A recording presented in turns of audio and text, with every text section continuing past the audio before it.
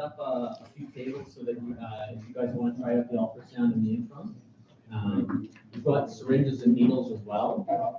So with just a little bit of needle safety, so we'll keep the needle and syringe on the table, and just like be very careful with recapping. There is at the end of the day, we've got a sharp spin that we can put the links in. But we do want to try and reuse the needle on the models. Okay, guys, enjoy lunch.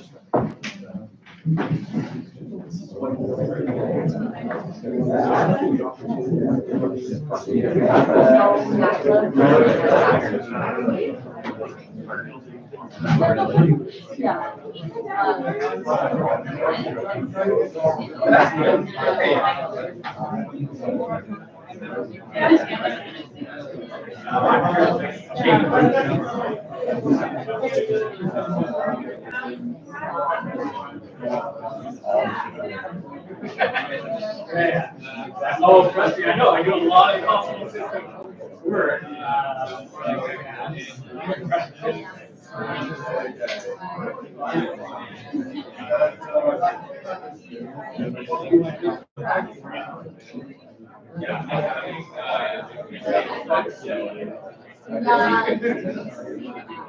Yeah, there you go. There you go. Our seats.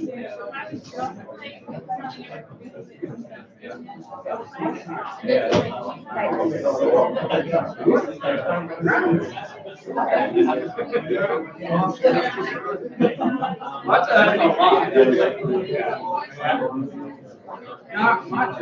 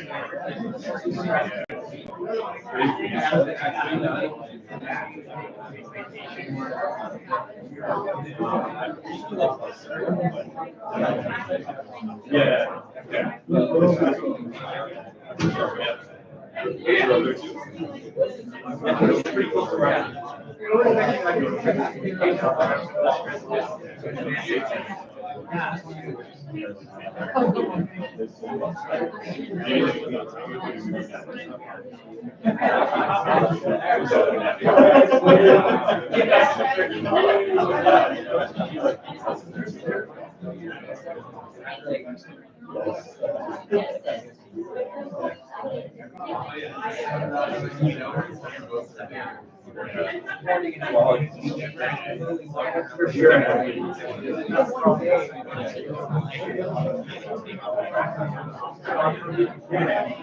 Sure.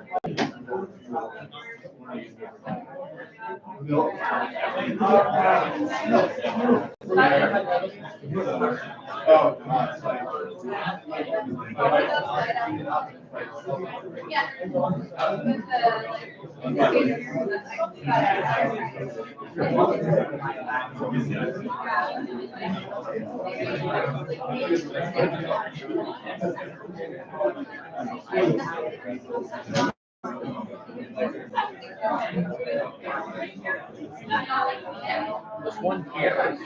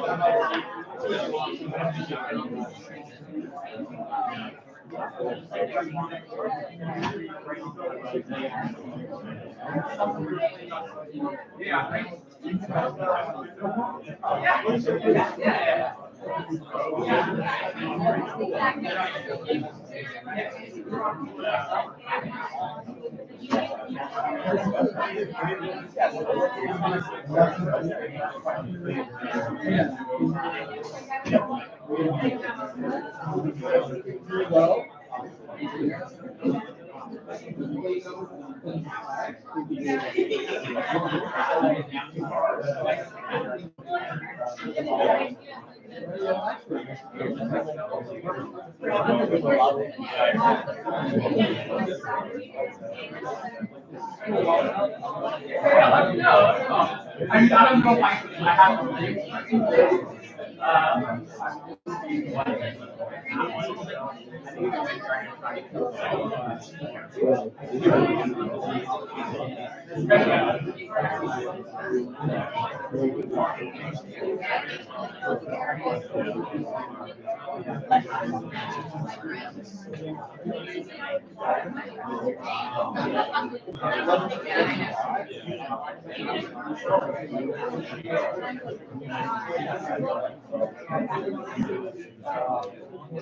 How you doing?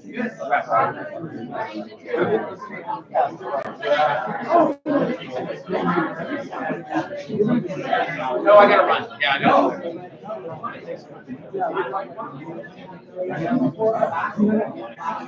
No, we don't. We don't have.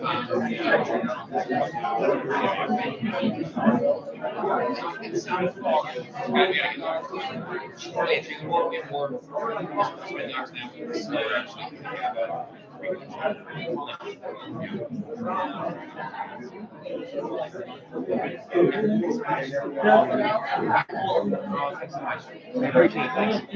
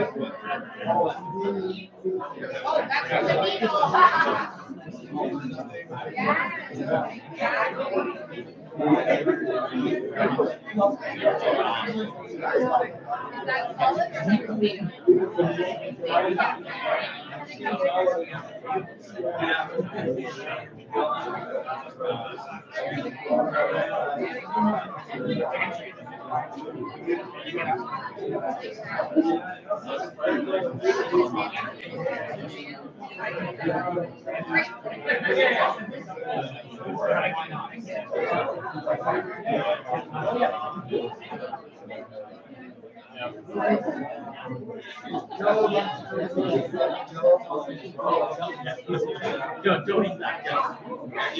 How'd you do? I think better. Yeah. Hi. Sorry?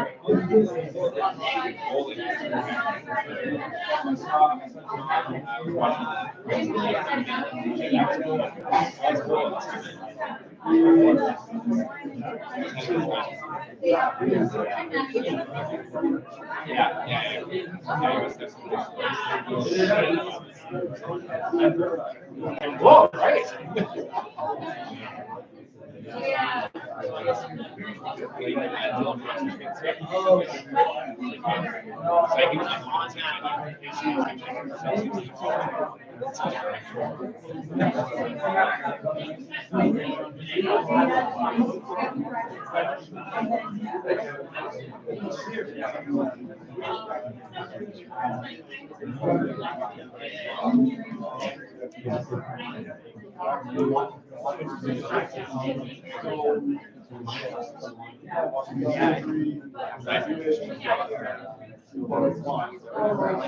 Wow. We're all ready to go. Let's go. Yeah.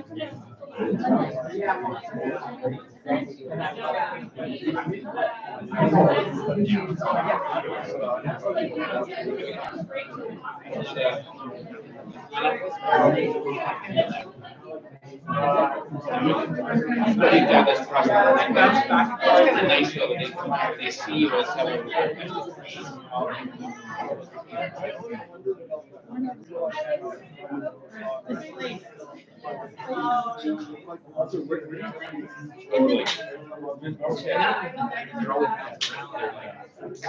They don't know what's going to get yourself.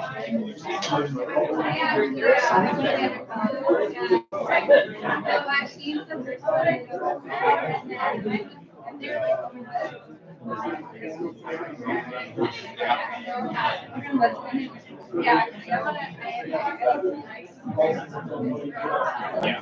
I'm very excited for that. Like, what an excellent.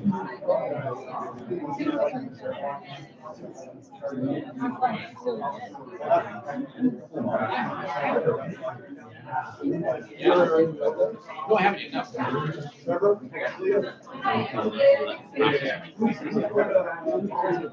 That's the first.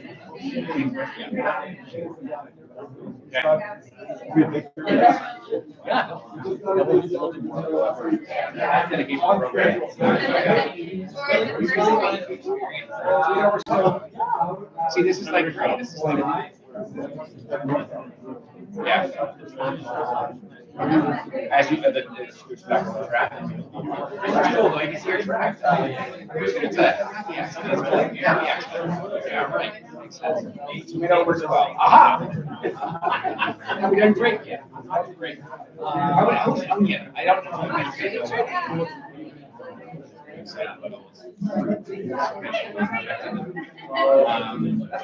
Let me know. Last year, things kind of came up.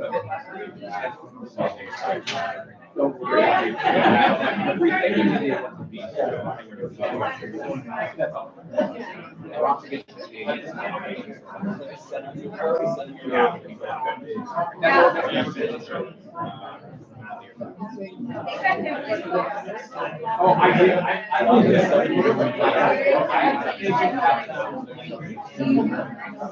I know, that's what we will do. Dr.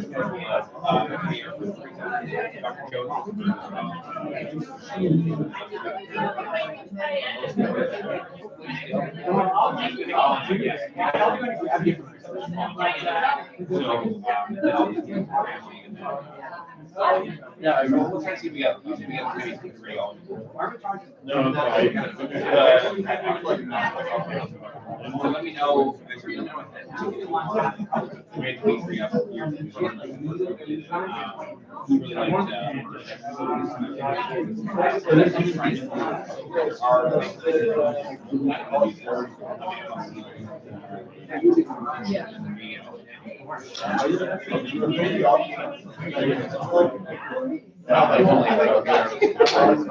You have to be. Yeah.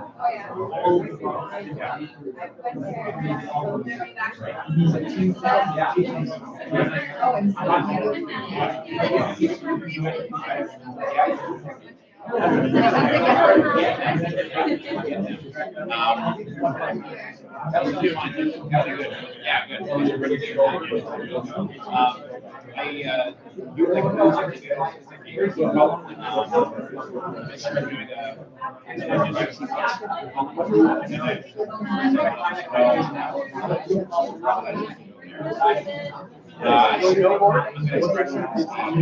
This year.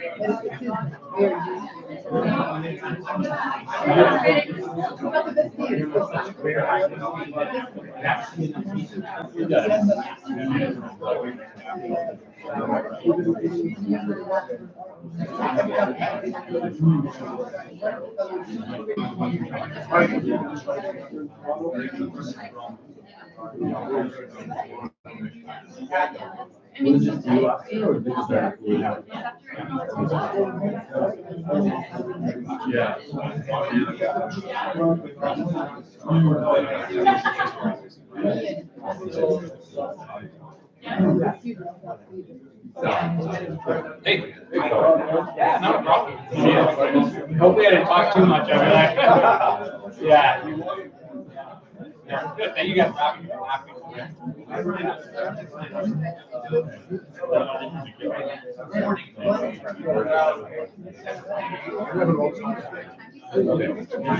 Well, they have one. They did. Yeah. Like heat. Yeah, kind of like a. Almost.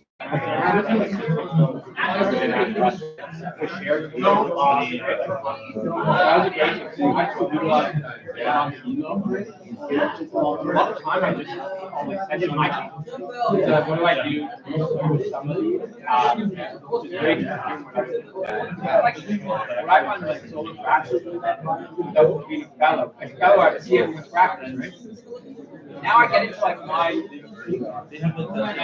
top thing to be the right thing to do. You know what I mean? Like, I wouldn't be- I'm just like kind of in my off. So.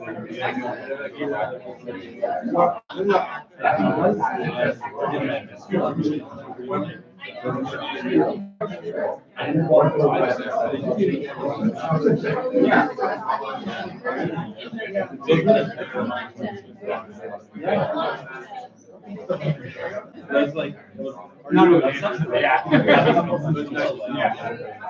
Are you getting into more, Like, oh, no, not yet. We're still just starting to, but I mean, Dave and I talked about, they watch us too, talk about it all the time. It's like, it's hard for us to follow this. The real thing is like, wow. And what are the side effects, right? Like, you eat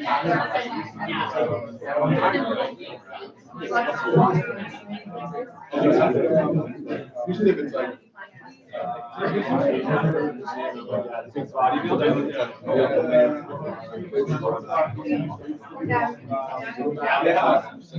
Probably took too much, but, yes.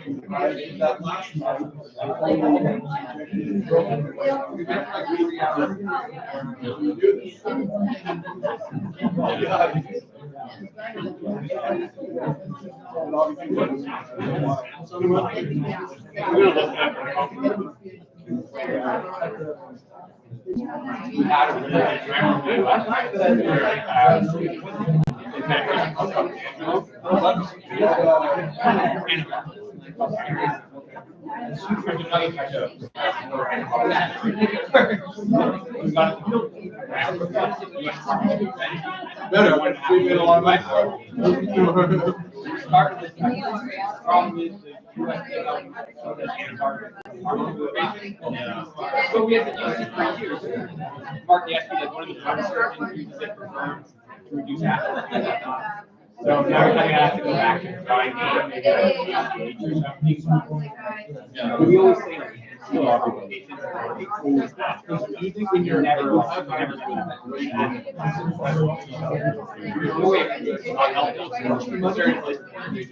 metabolic. Yeah.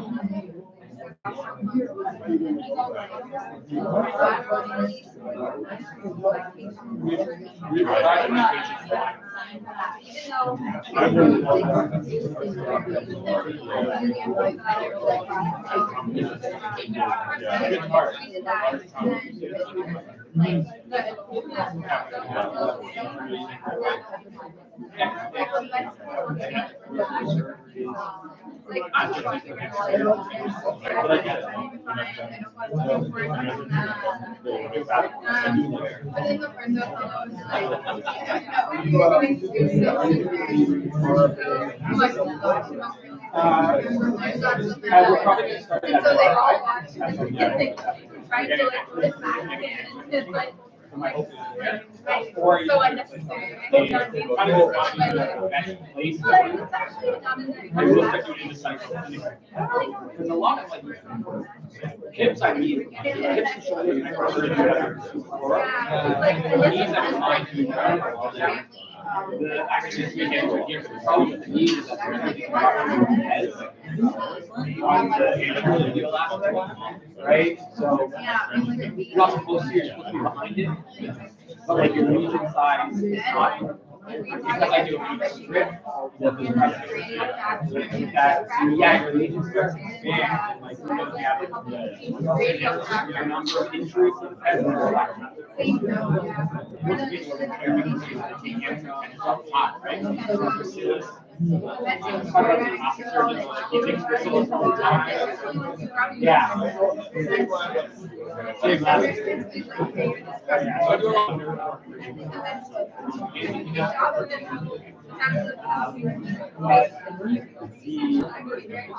He takes Priscilla all the time. And he said, make them not deal with you. You can take a few flat they take the hamstrings all the time, like ACL. So I was like, it's not a issue, right? That's our tourist. But I think it's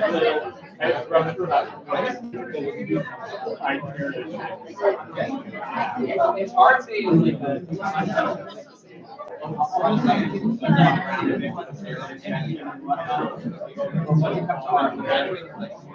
I get more nervous for what I was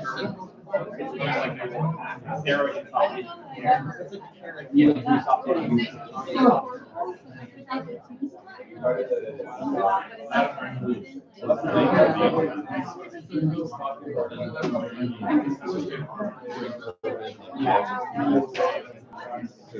Yeah.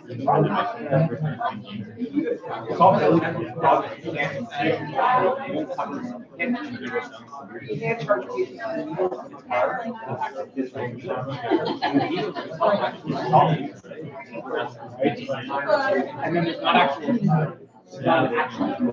really this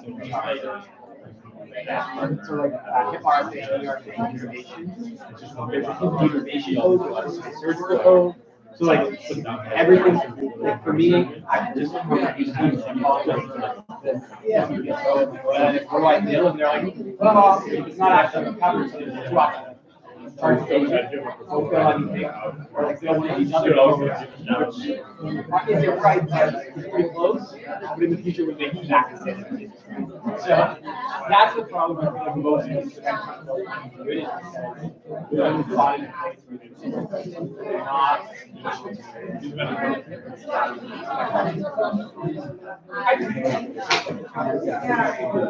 Every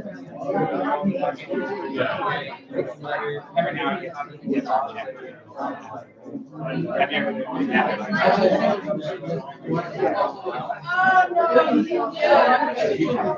Yeah.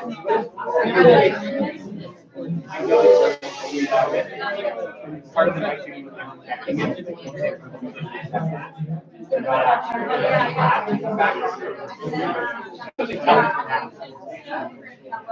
Probably back to clinic before. Yeah.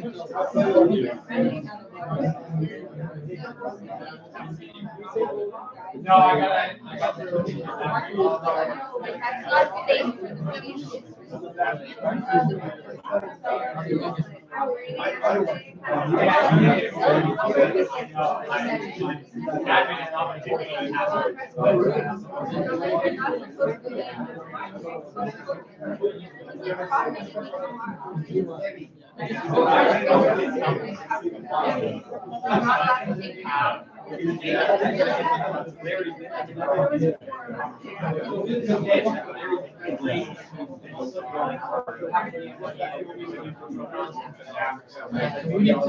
We hold.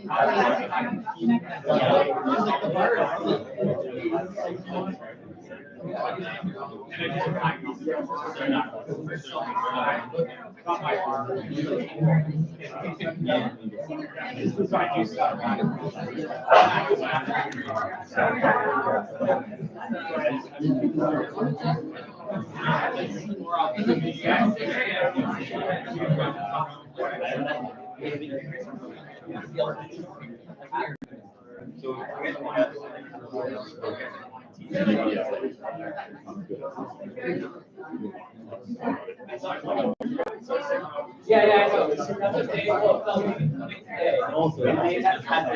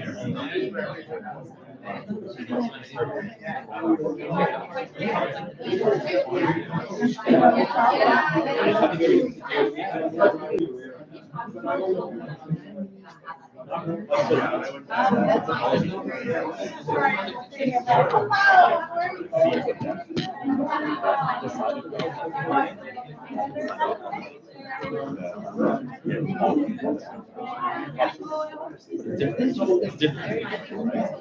That's it. I'm sure you can do like more strict about the government.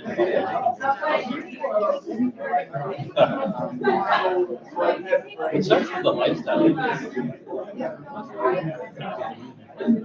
gonna run around. More like the culture is like here in New York.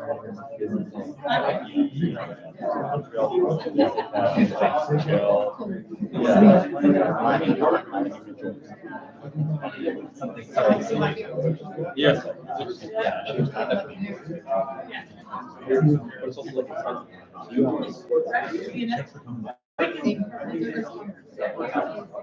No.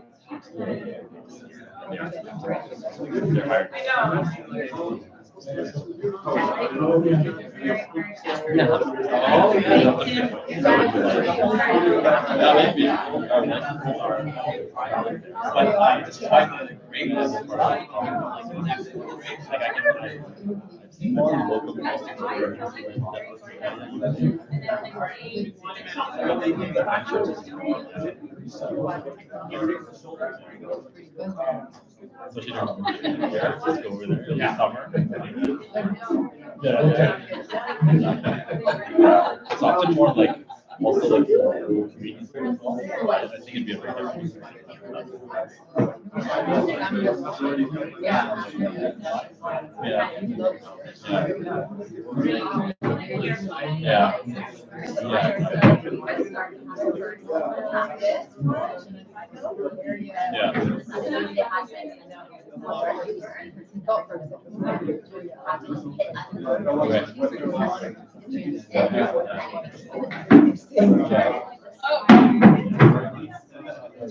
Mark? Ready to go? Okay, guys, so we get started for this afternoon. We're gonna get started back with some event coverage.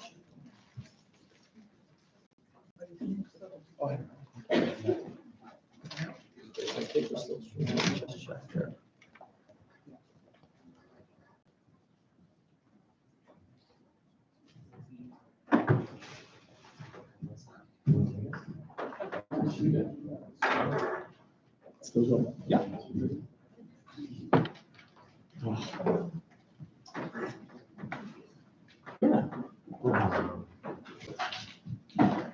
Is it working? Perfect. So thanks everyone for sticking around. We're going to move on to the afternoon sessions where I think the hope is that we'll be able to get a lot of hands-on workshop experience after I guess this it's just this talk and then workshops after that. Dr. Kraft and I are going to go over event coverage, and I just wanted to thank Dr. Kraft for making it because she's actually on mat leave and is sort of really anxiously wondering how her baby's doing right now. And so she's a little bit distracted. That might be it. So I'll just pass it over and then I can run the slides. Okay, sure. Yeah, smart. I think I should be okay for 45 minutes or so. But yeah, so Mark and I were asked to talk about event coverage and emergency action planning and medical kits. So there's a lot of things to cover, but we're hoping just to give you some ideas about things to think about and consider, and hopefully feel more prepared if you're working at a sport event. So we can go to the next slide.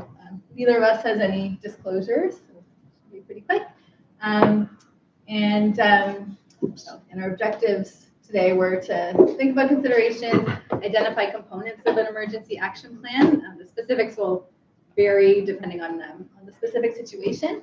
And then we'll go through the most common causes of sudden death in sport and how you would try to prevent or manage each of those. Luckily, most of them are actually quite uncommon, but of course, we want to prepare for the worst scenarios. If you are covering a sport event, or even if you're part of the medical team and not responsible for it, there are a lot of things to consider. Most of us are used to working in an office or a clinic. It's very controlled. You have someone to register patients. You have an electronic medical record. You know where things are. It's clean. It's sheltered from the elements. But in a sport event, you may not have any or all of those things. So the first thing you want to know is the number of participants. And who you're responsible for. So I'd say at most sport events, usually the medical staff are responsible for the participants, the officials, possibly other staff or volunteers, usually not the spectators. Often the spectators will have some kind of first aid for them, but if you are responsible for spectators, that's a whole other thing to consider, and a lot of other people and different problems you might run into.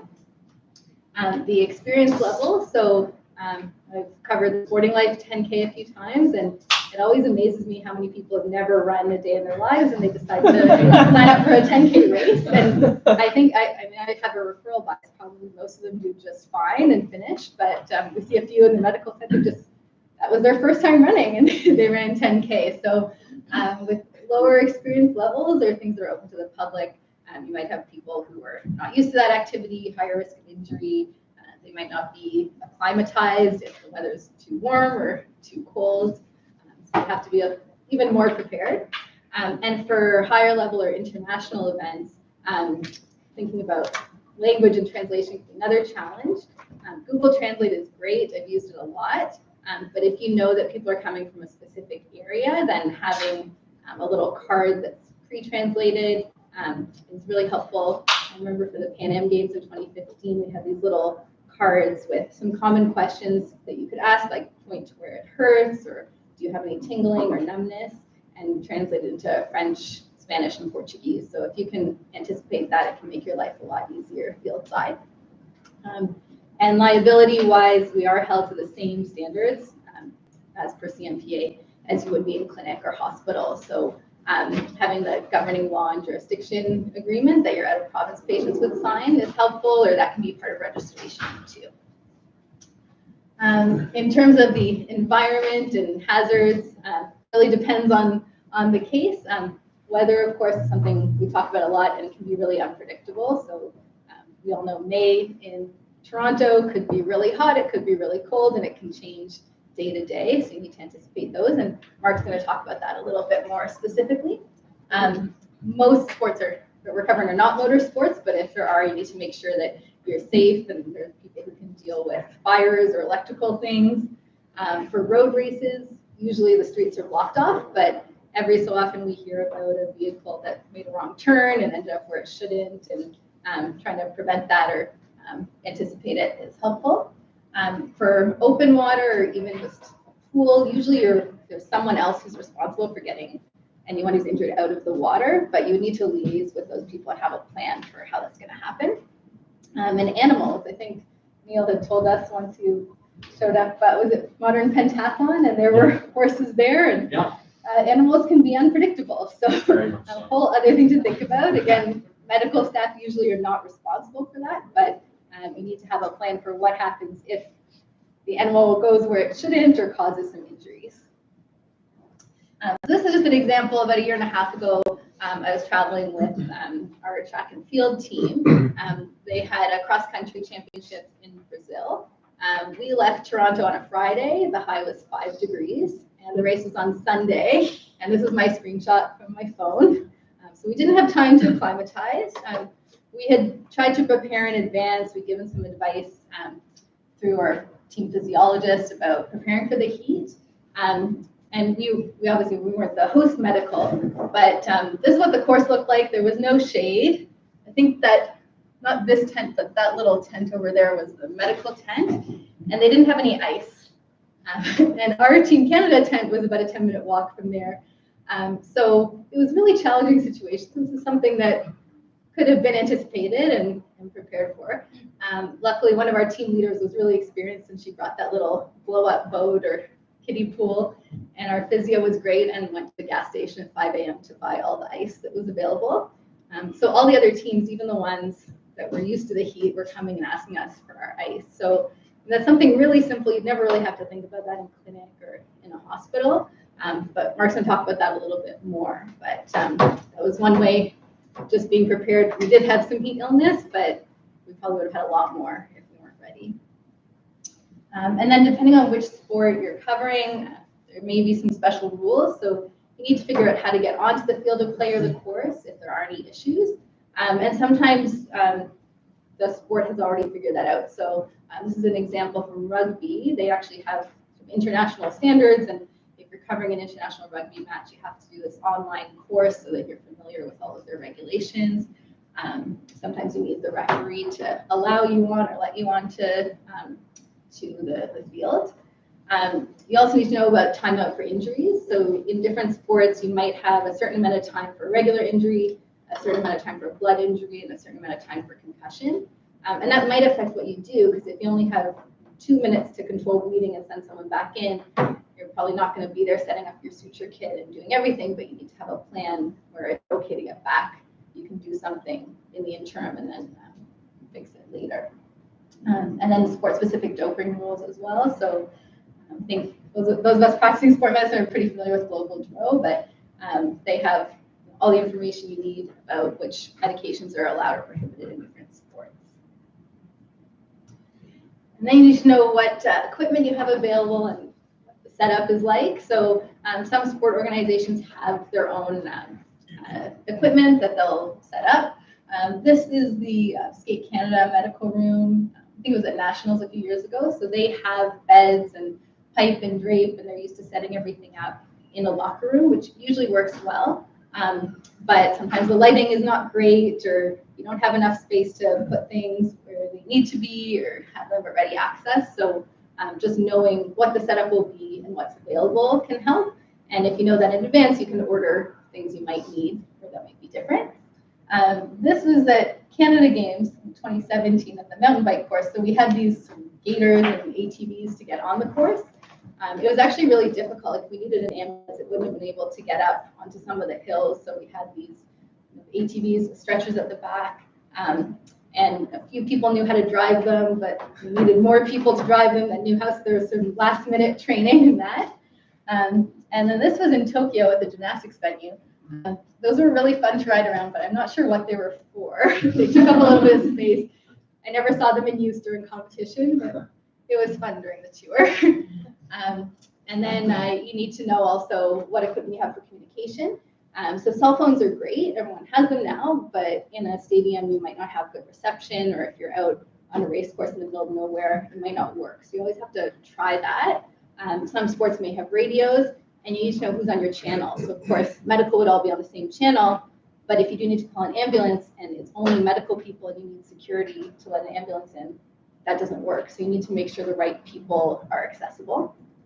And then for documentation, most of us are used to EMRs, but often you don't have that at a sport event. So you might be documenting on paper, and then you may have to clarify who's keeping those records, who's responsible for following up with the PIPA guidelines.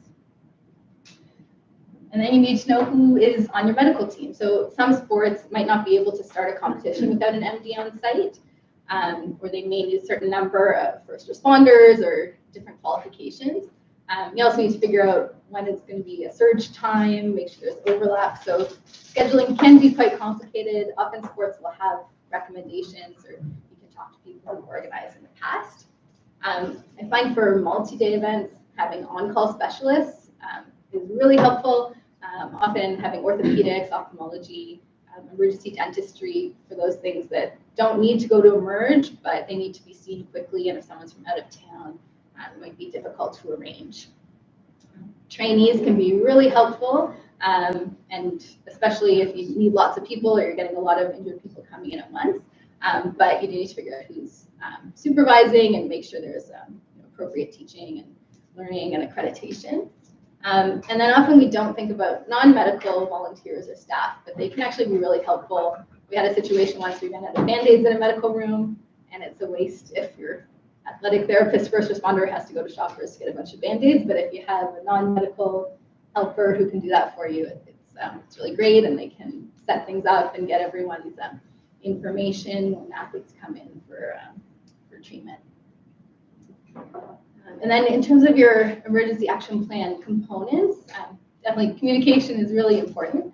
Often, I think we're going to practice this in some of the workshops, but you'll have what we call a charge person, which is often a first responder or therapist who goes out to see how serious the injury is, and then will signal back either if everything's okay, or you need a doctor, or you need EMS. And then there would be a call person who's responsible for activating EMS if needed and making sure that they can get to where they need to. It's important to know your EMS response time, because that lets you know how long you have to manage anything that's really an emergency, which also we'll practice, and how far it is to the nearest ER and trauma center. And ideally, you can let them know in advance if there's going to be a really big event and you anticipate you might be using their services. It's really helpful to have protocols set up that everyone is on the same page for, because in the heat of the moment, when someone's injured, it can be really stressful figuring out who's clearing an athlete to return or what to do if there's conflict or the medical team says they can't compete and the athlete wants to compete or the coach wants them to compete. And then, of course, it's 2020. We're all thinking about pandemics and infectious illness.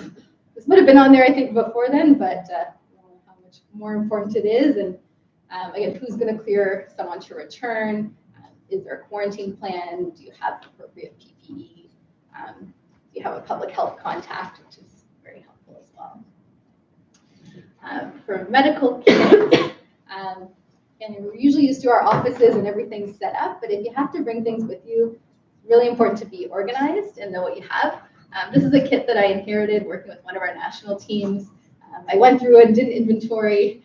I like things very organized, and I color-coded this one with some bags, but it doesn't matter how it's organized. You just have to be able to find what you need. And then I find having a written inventory too. I'll open to the next slide too. If you have your computer with you and you can actually search, it's really helpful, because if you know you have your skin glue and you can't remember what pocket you put it in, but you have a good inventory, you can search it. And you don't need to start from scratch. This is the CASM recommended list available on their website. So you adjust it based on what you think you might need, but sometimes it can seem overwhelming starting a medical kit, and there's lots of resources for that. So often, like, you have a bigger medical kit or things in a medical room, but you want some things on you just in case you need them very quickly. Mark's going to talk about this as well, but having airway equipment, I would say an ambu bag and a mask are the most important. I've gotten some medical kits where there's like an ancient laryngoscope and tubes, and I don't know when the last time they were used was. I haven't intubated anyone since residency, so I probably wouldn't be comfortable doing that on hockey rink. But as long as you can get oxygen and air in, usually you're okay. So you need to think about what equipment you're comfortable with and know how to use it in practice. AEDs are of course important, but you need to know where they are and make sure they're accessible. So an AED at the top of a ski hill is not that helpful. You need to have it with you. An AED in the medical tent at the end of a marathon when someone has a cardiac arrest 10 kilometers in is not so helpful. So you need to have a plan for that. Of course, a spinal immobilization plan as well. So we're mostly not doing that in our day-to-day work. This was an example, that was Canada Games 2019 at the trampoline event. So trampolines are interesting because if someone gets injured on the trampoline, especially with a spinal cord injury, you can't step on it because they'll move. So we had to figure out, well, how are we going to get someone off safely? So there happened to be some wooden planks lying around the gym. So we used those to get to our spinal victim, and then the paramedics who were covering, we had talked to them about the challenge of this, and they said, oh, we have a bariatric stretcher we never use, and they brought it over, it fit under the trampoline, and it could actually raise up electronically and created a stable surface. So you don't always have that, but if we hadn't asked them or tried to figure it out and anything had happened, we would have been really stuck. And then quick access items that I usually think about would be any diagnostic stuff that you need to figure out what's going on. Bleeding, again, like I said, you're not going to be suturing usually right away on the sidelines, but having things to make a compression dressing, some nose tampons, things to clean up are really helpful, and then your emergency medications as well. Really, most of the other things, you have a few minutes to get back to the medical room and treat in a more calm and less rushed way. This is just a few other items that are helpful more for definitive wound care, eye assessment, dental assessment, medications, orthopedic supplies, and of course your full PPE. But usually those would go in the bigger bag or somewhere that's a little farther away or accessible later on.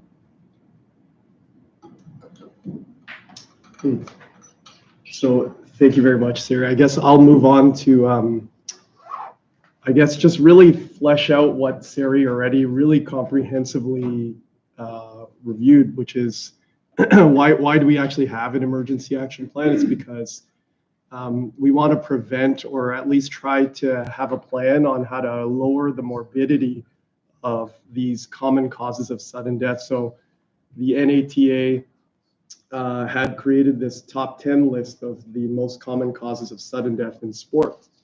And they are these 10 conditions. So asthma, catastrophic brain injuries, cervical spine injuries, diabetes, exertional heat stroke, exertional hyponatremia, exertional sickling, so spearing, head down contact, specifically in football, lightning, and sudden cardiac arrest. And so I'll try and go through sort of some principles of each of these as quickly as I can, because I guess we have like 20 minutes, so we'll try and do that in less.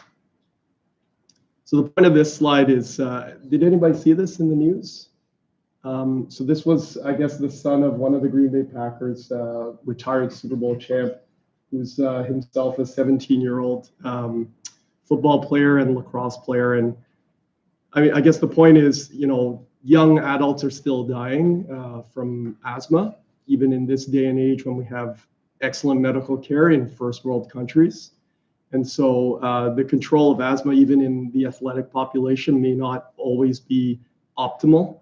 And so thinking about that in your emergency planning, and that includes sort of knowing what skills you'll need to bring to the event coverage, including making sure that you have regular repetitions at sort of even basic life support skills, and having in your sideline supplies some of the things that Dr. Kraft mentioned, including a rescue inhaler, potentially supplemental oxygen, and then some airway support tools based on, again, what your, if you're planning this event as, chief medical, then you need to think about what resources, what team members' skill sets are. Like what Dr. Kraft was mentioning about, like, what kind of airway you would even add in your kit. And liaising also with the emergency department in advance, I guess, is something that you'll sort of see repetitively here, so that they know that an event is happening and they'll be able to sort of coordinate care quickly. Catastrophic brain injuries. I guess the point here is, these two cases, Zach Listed, I don't know how many, does anybody know that story? So Zach Listed was a 13-year-old football player in Washington State. And there's video of this actually online, where he was racing back in the second quarter to tackle an offensive player. He was a linebacker. And he managed to get him down, sort of rotated, and struck his head against the ground while he's helmeted. And then you could see him holding his head, between his hands on the helmet at that moment. And the game sort of stopped. The ref came over and he got taken off for 3 plays. And then they placed him back in. And then in the third quarter, there was another huge impact. And at that point, I guess in retrospect, his dad's telling this story that, that's when the headache started to become more progressive and continue to get worse and worse. And then he actually made it to the end of the game and they were heading out. And then it was at that point that his dad realized that something was really wrong. And he started to, really complain that he had a severe progressive headache. Then he started to have focal neurologic symptoms, blown pupil, and they had to airlift him to the Seattle hospital at that point with essentially bilateral subdural hematomas. And he survived, but he's basically disabled for life as a result. And that was the beginnings of Listed's Law, which 6 years later passed in all 50 states, requiring by law athletes suspected of a concussion to be removed from play and to only return to play after they've been assessed by a licensed medical professional. So that's the US. We in Ontario know about Rowan's Law, which was the case of this high school rugby player who went back in after, obvious concussive symptoms and ended up with, I think it was second impact syndrome, and basically she unfortunately died. And this law was passed, was it 2017, and came into effect, I think, years later. And I guess Ontario and is it just Ontario that has legislation for this? Does anybody know? I think it's just Ontario, and I believe in Quebec they have a policy for this. But the rest of the provinces in Canada are sort of a patchwork of kind of sporting organizations recommending what to do in the event of a suspected concussion. But really, we as and exercise medicine physicians have a pretty big role in being able to promote and encourage this kind of change on a wider scale. Because I would say that Canada has probably some of the most reputable international experts in concussion, and yet, we're maybe not quite there in the legal sense of dealing with this that seriously as they've done in the US. But I guess, that sort of just highlights the need to be aware. And, when you do have that kind of high risk contact or collision, we do have the Canadian CT head rules to risk stratify who's at risk, and certainly you look for red flags, basically looking for signs of increasing intracranial pressure, like convulsions or seizures, like things we talked about in the SCAT-6 in their red flags. And then basically our role in that case is really to activate the emergency action plan as quickly as possible and stabilize the athlete and transfer them to definitive care. Similarly, in cervical spine injuries, it's, for us, we have the Canadian C-spine rules, which is a great way to risk stratify who's at risk. But the point here, I guess, is really what we're going to do in the workshops, which is both recognizing that this is something, like, for instance, if it's a high risk mechanism, or the athlete is describing paresthesia in their extremities, don't let them move. And you also want to avoid worsening things while they're on field or worsening things while they transport. And the bottom line is kind of like what Dr. Kraft was saying with that gymnastic setup, trying to think about that scenario in advance so that you have the ability to properly assess these athletes who, you don't know if they have or do not have a catastrophic cervical spine injury, but and part of it is because you can't access them to assess them properly. So you'd need to know how to properly remove the equipment and restrict spinal motion. And we'll do that in the afternoon and later on in the workshop. Then there's diabetes, both extremes being an issue where having a sideline glucose monitor, that's what we, would have readily, hopefully available to check and recognize hypoglycemia.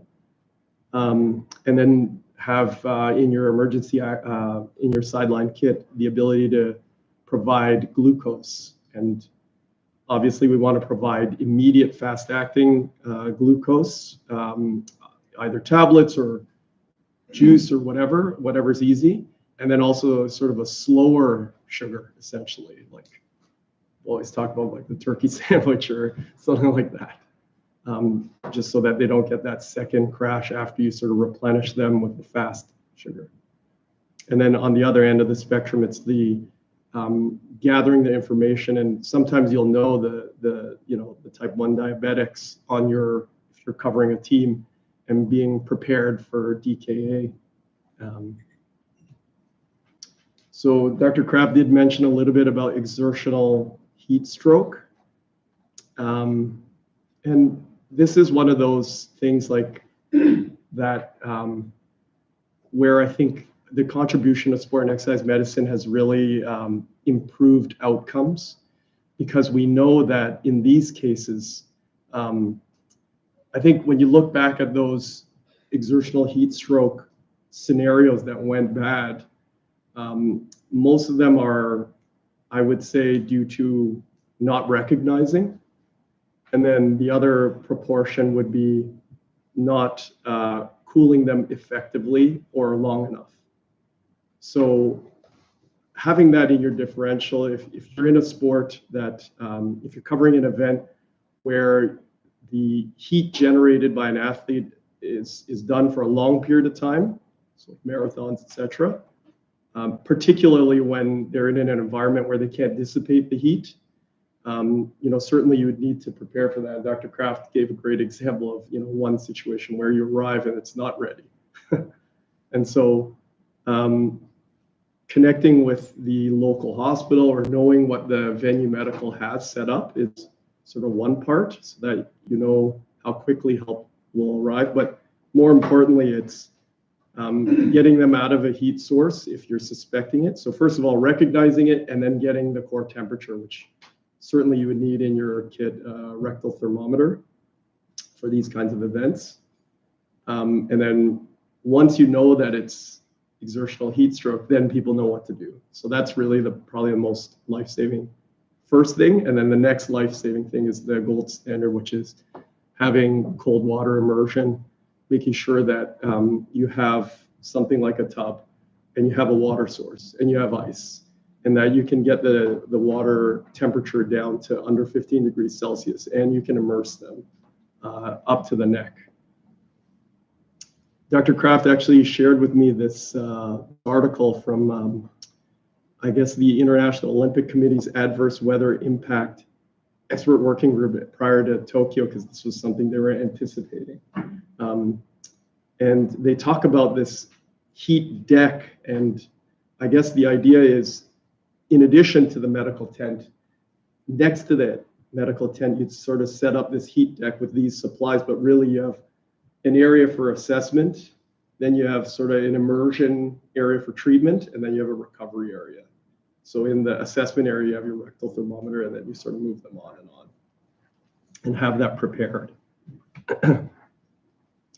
And when you do immerse them, because they're usually, altered level of consciousness or really pretty much unconscious, it's good to have a team, but having that towel around their axilla and their chest, make sure that you can immerse them as deep as you need and that they don't drown, obviously. But typically, I guess, to cool down somebody with, a core temperature 40.5 or beyond, talking about over 10 minutes. And life-saving is basically making sure that they're treated with this within half an hour of recognition.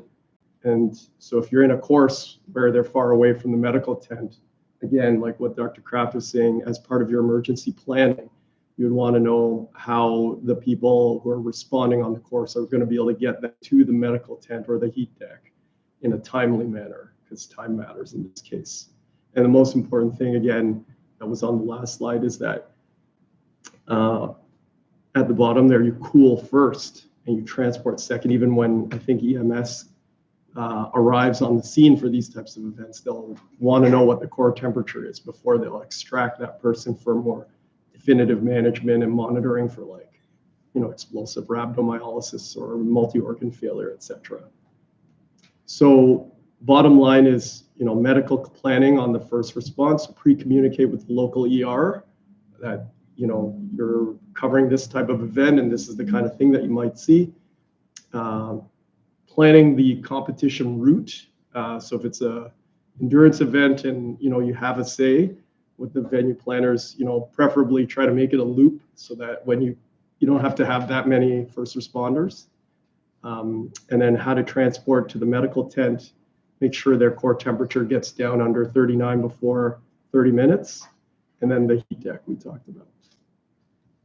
There's another way to do it if you're resource limited that the emerged literature has shown, called the TACO method, which is basically just a tarp, and you just use whoever is available to hold each corner of the tarp up, and you put alternating water and ice, and it's about 75% as effective as the cold water immersion. But really, this should be 100% preventable death for sure if you treat it quickly.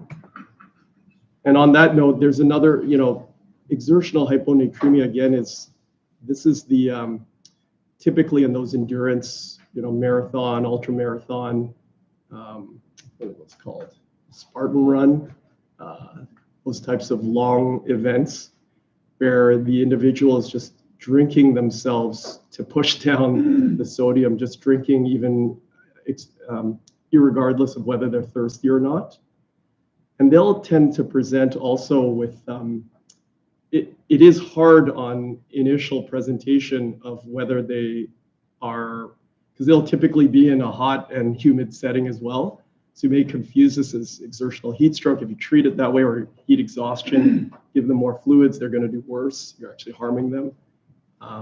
Or if you delay their sort of definitive treatment by treating it as exertional heat stroke as well.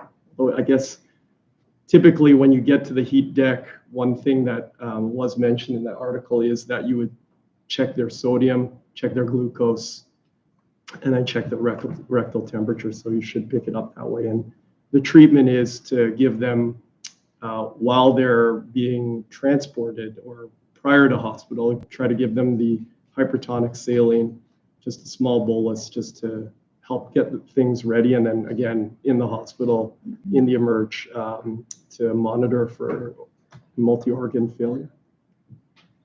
And lastly, the last exertional thing I'll talk about is exertional sickling. I know in the US, the NCAA requires testing, or at least, you have to be given that, you have to sign a waiver not to be tested for this.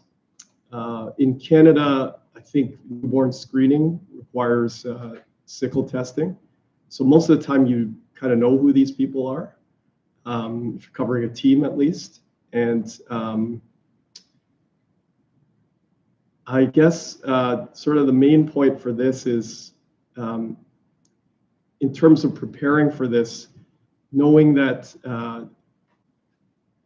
some of the things that they'll present with is usually, it's more like ischemic pain from the sickling. So it's pain without like cramping, or like pain in the muscles that's sort of out of proportion in this type of individual, especially when they've been put in a new training regimen, or sort of a lot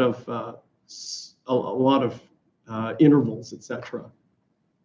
And I thought that this, for all of the exertional things we just talked about, this image from the NCAA on the right was pretty helpful, where you look at the posture of sort of the exhausted athlete, and when you see them sort of in that, in the green position, you can sort of just monitor them and cool them and ask them to hydrate and control their breathing. But once they start getting into yellow, then you need to pay a little bit more attention. And then as they get into those red postures, it doesn't mean that they're for sure, in like dire need, but for sure your index of suspicion of distress and medical intervention should really be high.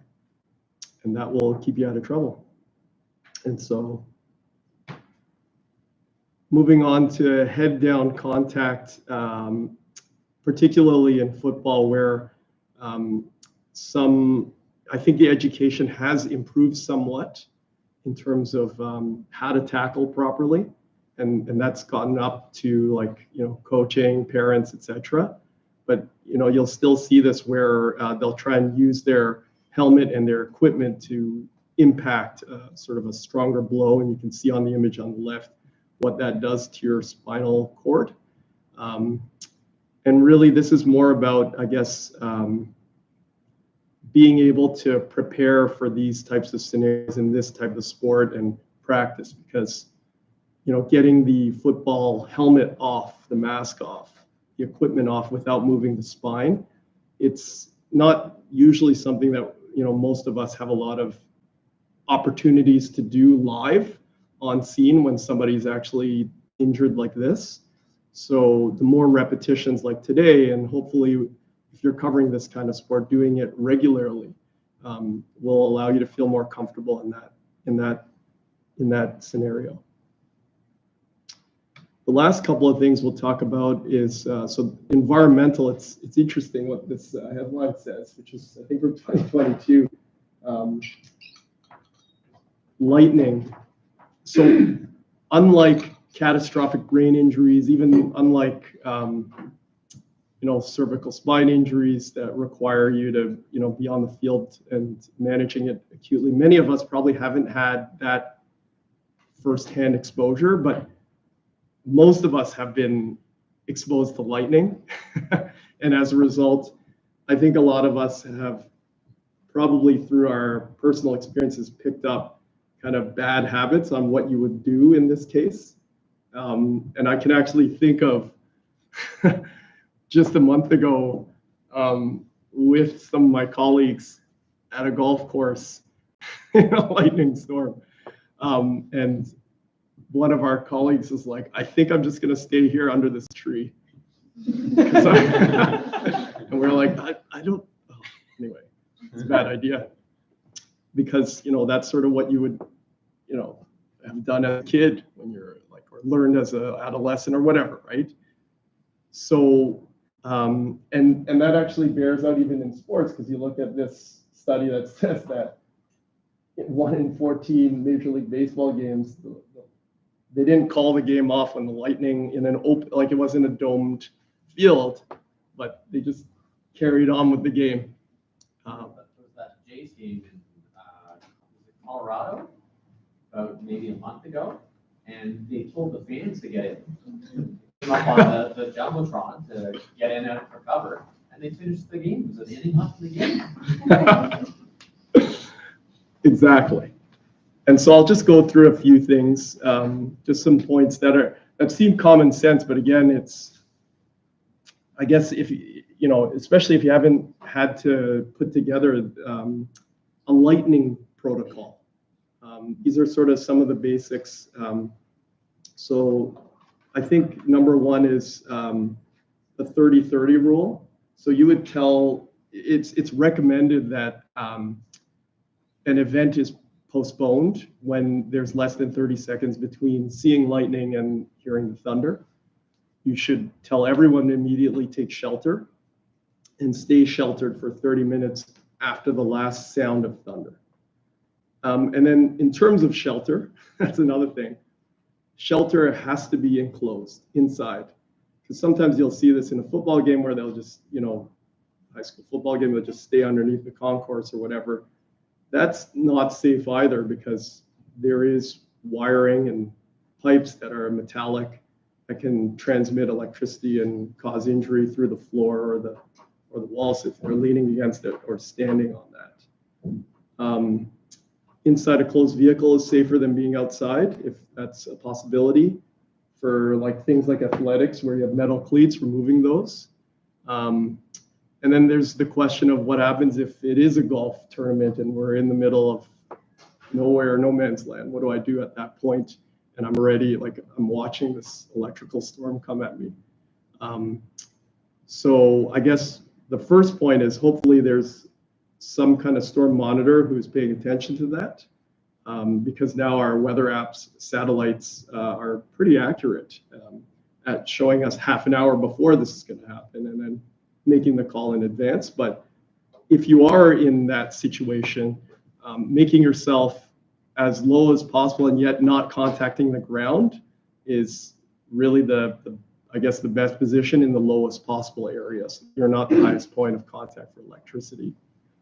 If you feel your hair is starting to rise, that means a charge is forming. And so you immediately need to do that and try to separate out from other individuals so that you can minimize injury. And know that when the electricity from a lightning bolt hits the ground, it actually can have the ability to injure people even, I think it was like 100 feet away. So you're not safe lying flat on the ground. But anyway, those are sort of some further tips. So basically, for the emergency action planning, it's know whether there's a storm monitor and who that is. Also know who's making the final call. I know at U of T for varsity football and at York, Usually it's the event organizer that makes the final call, so like OUA or U Sport, and in conjunction with the ref. But when the kickoff has already happened, the ref is sometimes not the most aware person. And so usually it's going to end up being a joint thing where, like, the medical staff or the coaches, et cetera, will provide some input and then know where the safe shelter is. And I saved this for last, sudden cardiac arrest, which is really, the highest profile thing that we'll see. And all of us have probably seen this on media. Thankfully, it's not that common. And thankfully, what we've been seeing with the developments, given the amount of attention media puts to this, is that people are aware there's more AEDs around than ever before. And people are more aware of this, but, and people who actually are managed and responded to quickly and appropriately are surviving. Bronny James, right? Christian Eriksen, all these sort of recent cases that we've heard, they're actually surviving and potentially going back to sport. So I'll just end off with this video from Jonathan Dresner, who in less than 2 minutes will sort of give us sort of a lot to think about to use this afternoon if this plays.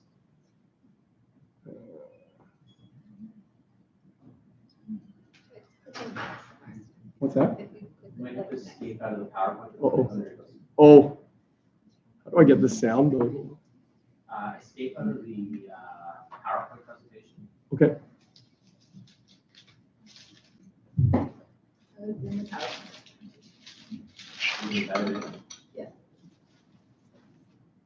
Oh, I guess I can play this.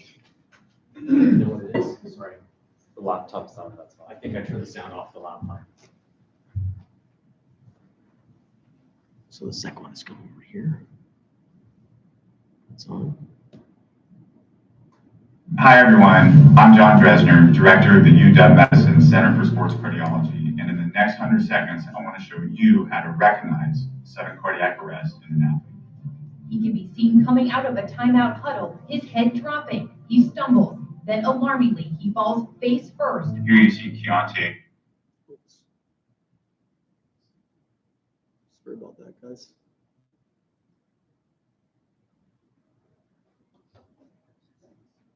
It's not going to work like that. Hi everyone, I'm John Dresner, Director of the UW Medicine Center for Sports Cardiology, and in the next 100 seconds, I want to show you how to recognize sudden cardiac arrest in an athlete. He can be seen coming out of a timeout huddle, his head dropping. He stumbles, then alarmingly, he falls face first. Here you see Keontae, head drop, stumble, sudden collapse. This is what sudden cardiac arrest in an athlete looks like. And collapses, just like Hamlin did, in sports from football to lacrosse to baseball. Mark Vivian Foe shows all the signs of sudden cardiac arrest, continuing after collapse. Eyes open and rolled back, the face of sudden cardiac arrest. Furthermore, after his arrest, his arms go up with seizure-like activity. And for Christian Eriksen, a sudden collapse, also unresponsive, eyes open, brief seizure activity in his leg. This is sudden cardiac arrest. Well, that's not a good look at all. We declare a dramatic episode, collapse with seizure-like activity in the arms, an amazing emergency response. Call for help, someone go get the AED.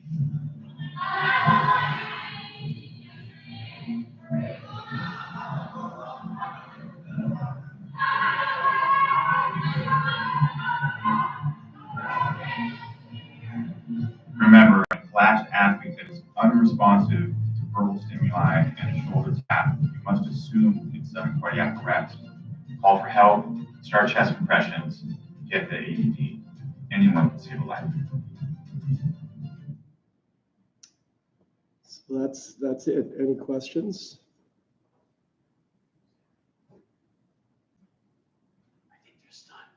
Yeah. You know, I think the And like when you do exam, all I want is more than Yeah. Exactly. What an awesome demonstration of an appropriate response. It's just two things you really have to say, but it's like in the moment, probably frozen, right? Or at least it's very surprising. I think Neil's done a great job with previous emergency sessions, getting us to sort of like, we're like sort of chatting at a break, like having a snack, and then all of a sudden we have to start the emergency action plan and start doing CPR. And that's probably how it feels, really, right? So hopefully.